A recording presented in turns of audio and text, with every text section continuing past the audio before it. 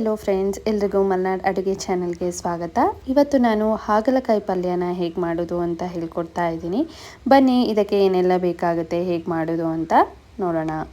ನಾನು ಇಲ್ಲಿ 2 ಹಾಗಲಕಾಯಿನ ತೊಗೊಂಡಿದ್ದೀನಿ. ಅದನ್ನು ತೊಳೆದು ಕಟ್ ಮಾಡಿ ಇಟ್ಕೊಂಡಿದ್ದೀನಿ.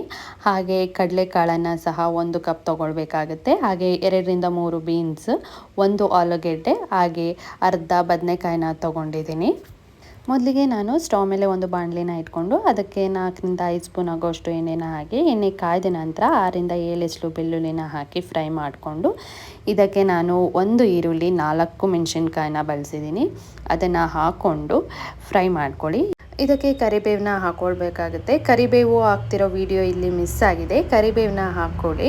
ಕರಿಬೇವನ್ನ ಹಾಕ್ಕೊಂಡು ಎಲ್ಲವನ್ನು ಚೆನ್ನಾಗಿ ಮಿಕ್ಸ್ ಮಾಡಿ, ರುಚಿಗೆ ಎಷ್ಟು ಬೇಕೋ ಅಷ್ಟು ಉಪ್ಪನ್ನು ಹಾಕ್ಕೊಳ್ಳಿ. ಉಪ್ಪನ್ನು ಹಾಕಿ ಎಲ್ಲವನ್ನು ಚೆನ್ನಾಗಿ ಮಿಕ್ಸ್ ಮಾಡಿ ಫ್ರೈ ಮಾಡ್ಕೊಳ್ಳಿ. ಇದು ಗೋಲ್ಡನ್ ಬ್ರೌನ್ ಬರೋ ತನಕ ನೀವು ಫ್ರೈ ಮಾಡ್ಕೋಬೇಕಾಗುತ್ತೆ. 2 ನಿಮಿಷ ಸಾಕಾಗುತ್ತೆ. ಈಗ ನಾನು 1 ಟೊಮ್ಯಾಟೊನ ಇದಕ್ಕೆ ಹಾಕ್ಕೊಳ್ತಾ ಇದ್ದೀನಿ. ಉದ್ದುದ್ದಕ್ಕೆ ಕಟ್ ಮಾಡಿ ಇಟ್ಕೊಂಡಿದ್ದೆ ಟೊಮ್ಯಾಟೊ, ಅದನ್ನು ಹಾಕಿ ಎಲ್ಲವನ್ನು ಚೆನ್ನಾಗಿ ಪುನಃ 2 ನಿಮಿಷ ಫ್ರೈ ಮಾಡ್ಕೊಳ್ಳಿ. ಇದು ಆದಮೇಲೆ ಎಲ್ಲ ಚೆನ್ನಾಗಿ ಫ್ರೈ ಆದಮೇಲೆ ನಾನು ಏನು ಕಟ್ ಮಾಡಿ ಇಟ್ಕೊಂಡಿದ್ದೆ ಆ ಹಾಗಲಕಾಯಿನ ಹಾಕ್ಕೊಳ್ತಾ ಇದ್ದೀನಿ. ಇಲ್ಲಿ ನಾನು 2 ಹಾಗಲಕಾಯಿನ ಬಳಸಿದ್ದೀನಿ, ಮೊದಲೇ ಹೇಳಿದ ಹಾಗೆ. ಕಡಲೆಕಾಳನ್ನು ರಾತ್ರಿ ನೆನೆಸಿ ಇಟ್ಕೊಳ್ಬೇಕಾಗತ್ತೆ.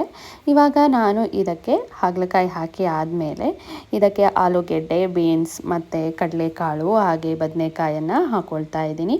ನೀವು ಬದನೆಕಾಯಿ, ಬೀನ್ಸ್ನ ಸ್ಕಿಪ್ ಮಾಡ್ಕೋಬೋದು. ಇದೆಲ್ಲ ಹಾಕಿದರೆ ರುಚಿ ಚೆನ್ನಾಗಿರುತ್ತೆ, ಆರೋಗ್ಯಕ್ಕೆ ಸಹ ಒಳ್ಳೆಯದು ಅಂತ ಹೇಳಿ ನಾನು ಬೀನ್ಸ್, ಬದನೆಕಾಯಿನ ಹಾಕ್ಕೊಳ್ತಾ ಇದ್ದೀನಿ. ಎಲ್ಲವನ್ನು ಹಾಕಿ ಆದಮೇಲೆ 4 ರಿಂದ 5 ನಿಮಿಷ ಇದನ್ನು ಒಗ್ಗರಣೆಯಲ್ಲಿ ಫ್ರೈ ಮಾಡ್ಕೊಳ್ಬೇಕಾಗತ್ತೆ. ಎಲ್ಲವೂ ಚೆನ್ನಾಗಿ ಫ್ರೈ ಆದಮೇಲೆ ನಾನು ಇದಕ್ಕೆ 1/4 ಸ್ಪೂನಷ್ಟು ಖಾರದ ಪುಡಿನ ಹಾಕ್ಕೊಳ್ತಾ ಇದ್ದೀನಿ. ನೀವು ಖಾರ ಹೇಗೆ ತಿಂತೀರಾ ಹಾಗೆ ನೀವು ಖಾರದ ಪುಡಿನ ಬಳಸಬಹುದು. ಆಮೇಲೆ ನಾನು ಅರ್ಧ ಸ್ಪೂನ್ ಆಗೋವಷ್ಟು ಧನಿಯಾ ಪುಡಿನ ಹಾಕ್ಕೊಳ್ತಾ ಇದ್ದೀನಿ. ಹಾಗೆ ಅರ್ಧ ಕಪ್ ಆಗೋವಷ್ಟು ಕಾಯಿ ತುರಿನ ಸಹ ಹಾಕ್ಕೊಳ್ತಾ ಇದ್ದೀನಿ. ಇವೆಲ್ಲವನ್ನು ಹಾಕಿ ಆದಮೇಲೆ ಚೆನ್ನಾಗಿ ಮಿಕ್ಸ್ ಮಾಡ್ಕೊಳ್ಳಿ. ಮಿಕ್ಸ್ ಮಾಡಿ ಇದನ್ನು 2 ರಿಂದ 3 ನಿಮಿಷ ಬಿಟ್ಟರೆ ನಿಮಗೆ ಹಾಗಲಕಾಯಿ ಪಲ್ಯ ರೆಡಿ ಆಗುತ್ತೆ. ಇದು ರೊಟ್ಟಿಗೆ, ಚಪಾತಿಗೆ ಎಲ್ಲ ಚೆನ್ನಾಗಿರುತ್ತೆ. ಇದನ್ನು ನಿಮ್ಮ ಮನೇಲಿ ಸಹ ಟ್ರೈ ಮಾಡಿ ನಮಗೆ ಹೇಗಾಯಿತು ಅಂತ ತಿಳಿಸಿ. ಹಾಗೆ ಯಾರೆಲ್ಲ ಹೊಸದಾಗಿ ನಮ್ಮ ಚಾನಲ್ನ ನೋಡ್ತಿದ್ದೀರಾ ಅವರು ಸಬ್ಸ್ಕ್ರೈಬ್ ಮಾಡಿ, ಹಾಗೆ ಶೇರ್ ಕೂಡ ಮಾಡಿ.